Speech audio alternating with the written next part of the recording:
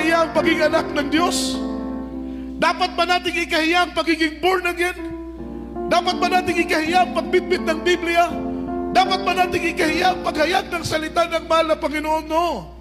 Huwag nating ikahiya, dahil kapag ikahiya natin ang mga gawain yan, ikakahiya din tayo ng ating mahal na Panginoon, mga minamahal, sa harap ng kanyang Ama at sa maraming anghel doon sa kalangitan. Huwag nating ikahiya ang pagiging born again. Huwag natin ikahiya, mga minamahal ko, ang pagsunod sa kalooban ng mahal na Panginoon. Kahit saan dako, kahit saan tayo naroon. Everybody shout, praise the Lord!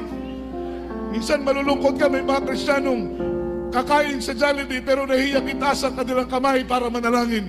Kakain sa McDo, nahiyak itaas ang kanilang kamay para manalangin. Bakit tayo mahiya? Masama ba itaas ang kamay at manalangin para basbasan ang mahal ng Panginoon ng ating mga kinakain? Amen? Huwag natin gayahin yung mga pagano, yung mga hintil, mga taong mangmang, mga taong walang alam at kabuwang-buwang sa salita ng Panginoon. They're all ignorant. Sila po yung mga mangmang sa salita ng Panginoon. Wala silang alam. Kaya pagdating sa pagkain, subo na lang ng subo. Walang prayer.